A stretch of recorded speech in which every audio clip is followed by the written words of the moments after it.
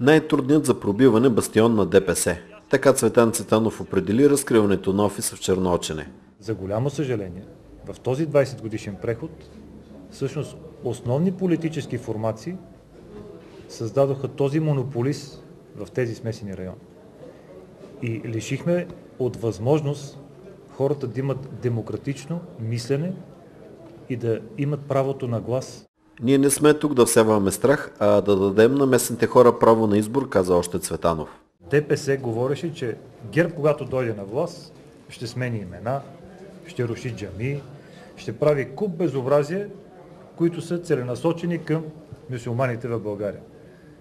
Нещо подобно да се случи от това, което лансираха.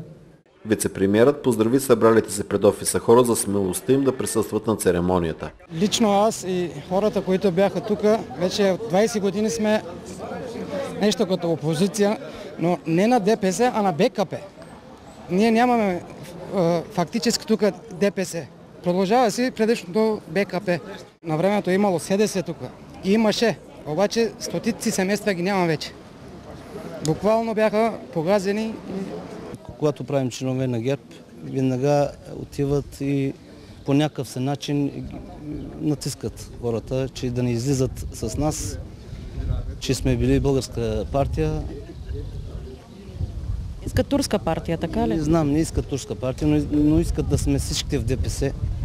В същото време в другия край на улицата внимателно ги наблюдаваха симпатизантите на ДПС. Никога не е имало натиск, винаги е имало кандидати, ще има, то това е с принципите на демокрацията. Освен Черноочене, Цветан Цветанов откри офиса на ГЕРБ в Джебел и Ардино, където ДПС също има пълен монопол.